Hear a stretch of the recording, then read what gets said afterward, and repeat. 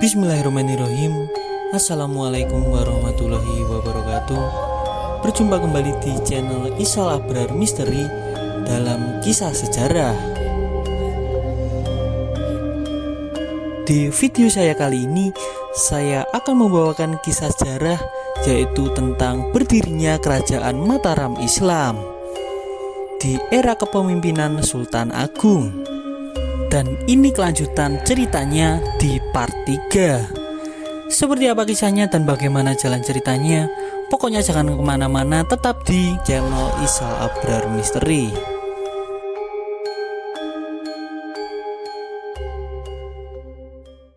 Mendengar teriakan Ki Juru Martani, Arya Penangsang kembali terprovokasi. Ia pun menjadi kehilangan kesabaran dan naik pitam. Oleh karena itu, ia segera mencabut kerisnya. Akan tetapi tindakannya ini justru memotong ususnya sendiri. Arya Penangsang pun terjatuh dan meninggal dunia.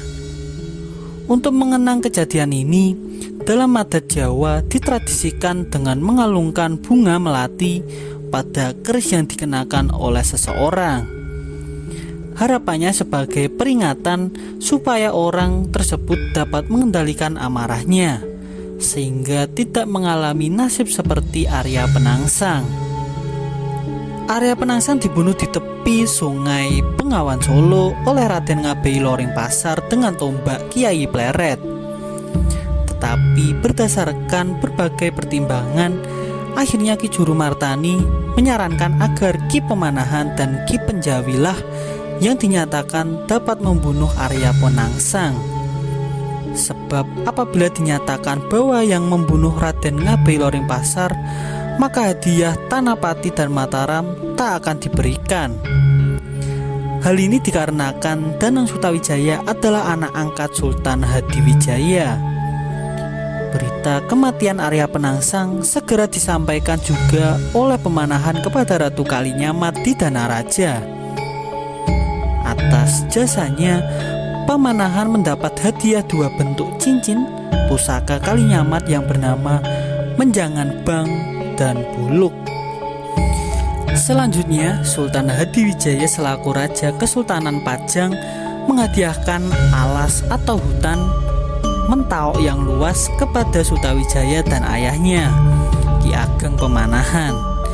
Ki Ageng Pemanahan dan keluarga serta para pengikutnya kemudian pindah ke alas Mentau, sebuah hutan yang sebenarnya merupakan bekas kerajaan Mataram Hindu dan dianggap sakral serta luhur.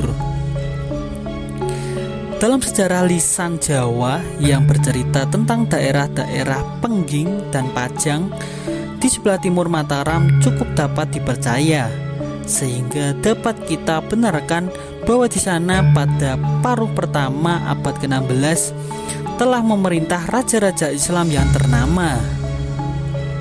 Menurut cerita tradisi Jawa, baik cerita Jawa Tengah maupun Jawa Barat, pengganti Sultan Trenggono pada perempat ketiga abad ke-16 telah mengutus seorang panglima pasukannya. Ia adalah seorang penguasa di Panembahan yang diutus ke Mataram dengan tujuan memasukkannya ke dalam daerah Islam dan membangun daerah Islam di sana. Dalam cerita-cerita tradisional, tidak diberitakan tentang penguasa-penguasa setempat yang dikalahkan atau diusir oleh Ki Pemanahan. Yang diberitakan justru kegiatan membuka hutan. Di Demak, Hadiwijaya merasa kedudukannya kurang aman dan memindahkan pusat kerajaannya ke pedalaman, yaitu di Pajang. Karena itu, kerajaan yang semula bersifat maritim berubah menjadi agraris. Hadiwijaya memerintah Pajang dari tahun 1556 sampai 1588. Kemudian digantikan oleh Arya Pangiri, Adipati Demak yang berkuasa hanya setahun, dan selanjutnya dilanjutkan oleh Pangeran Benawa, putra Sultan Hadiwijaya sampai tahun 1590. Pada tahun tersebut, Sutawijaya mengalahkan Pajang dan memindahkan pusat kerajaan ke Mataram. Terdapat dugaan bahwa sebenarnya Sutawijaya adalah putra Hadiwijaya di luar pernikahannya, atau disebut Lembu Peteng, dengan putri Sultan Trenggono yang kemudian menjadi permaisuri dan melahirkan Pangeran Benawa. Hal ini dapat terjadi karena sewaktu ia masih menjadi Panglima Tamtama, yakni pasukan pengawal Keraton Demak, ia terlanjur menghamili putri Sultan. Untuk menjaga nama baik Sultan, setelah lahir putra ini diberikan kepada sahabatnya Ki Ageng Pemanahan untuk dipelihara. Setelah berkuasa di Mataram, Sutawijaya bergelar Panembahan Senopati ing Ngaloga sebagai Raja Mataram I, yang menurunkan dinasti Raja-Raja Mataram selanjutnya. Sultan Agung sebagai pokok cerita dalam kisah ini adalah raja ketiga di Kerajaan Mataram, menggantikan Panembahan Hanyokrowati atau Raden Mas Jolang, yang memerintah Mataram dari tahun 1601 sampai dengan 1613. Kerajaan Mataram pada mulanya hanya berstatus daerah perdikan yang dihadiahkan oleh seorang ratu atau sejumlah penduduk karena berjasa kepada raja atau negara. Luasnya hanya 800 karya. Kemudian berkembang menjadi kerajaan yang besar. Struktur Kerajaan Mataram terdiri atas daerah kerajaan, yakni tanah panmahan atau daerah pemukiman dengan sebuah pusat pemerintah, daerah pesawahan atau tengalan, tanah oro-oro, tempat penggembalakan ternak dan empang ikan, hutan tempat orang mencari kayu bakar, dan cadangan untuk perluasan area persawahan atau tegalan baru. Dalam proses perluasan Mataram menggunakan sistem moncopat, yakni kerjasama antara 5 desa dalam bidang irigasi dengan salah satu desa sebagai koordinatornya, Juru Martani dan Panembahan Senopati sesudah menaklukkan pemukiman di sepanjang Sungai Opak, daerah-daerah pemukiman itu kemudian diikat dengan semacam ikatan moncopat. Akan tetapi daerah-daerah tersebut hanya sebagai koordinator, bukan salah satu desa atau pemukiman. Mataram sendirilah yang menjadi pusatnya. Pembentukan wilayah kekuasaan Mataram berjalan secara bertahap, makin lama makin meluas. Setelah berhasil membuka hutan Mentaok dan mendirikan pemukiman bagi para pengikutnya, kemudian menyiapkan sebuah kuta atau benteng.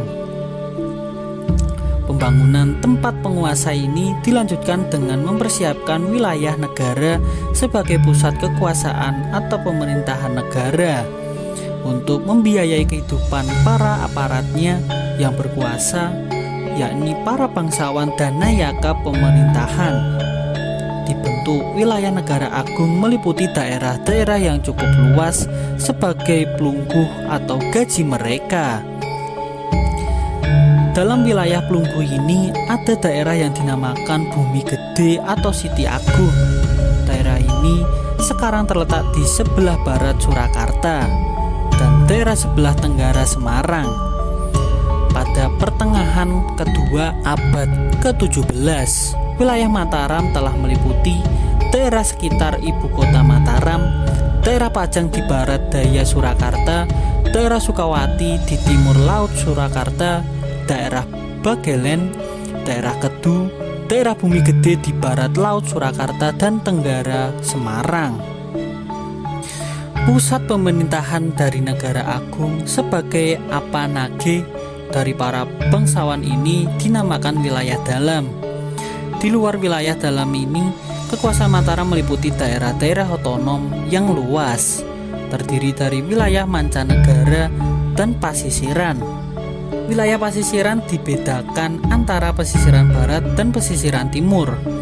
Begitu pula wilayah mancanegara. Wilayah ini terdiri dari beberapa daerah otonom yang diperintah oleh seorang adipati yang berfungsi sebagai wakil Rana. Walaupun daerah-daerah ini bersifat otonom, namun sistem serta pola pemerintahannya disamakan dengan negara induk. Sampai wafatnya Panembahan Senopati Engalogo pada tahun 1601 di Jenar, daerah Bagelen, lalu dimakamkan di Kota Gede. Keadaan politik Kerajaan Mataram adalah sebagai berikut. Seluruh Jawa Timur belum dapat dikuasai oleh Mataram kecuali Madiun dan Tuban. Seluruh Jawa Tengah telah dikuasai oleh Mataram. Jawa Barat kecuali Galuh belum masuk kekuasaan Mataram. Cirebon masih mempakan kesultanan yang kuat dan bersahabat dengan kerajaan Mataram. Wilayah yang belum dapat dikuasai oleh Panembahan Senopati adalah Jawa Timur dan Jawa Barat.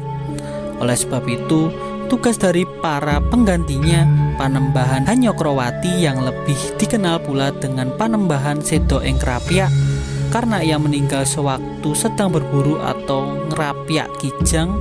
Panembahan Hanyokrowati adalah pengganti Panembahan Senopati.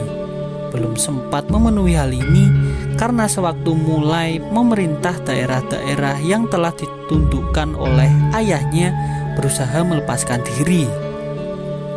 Dan kisah ini pun bersambung.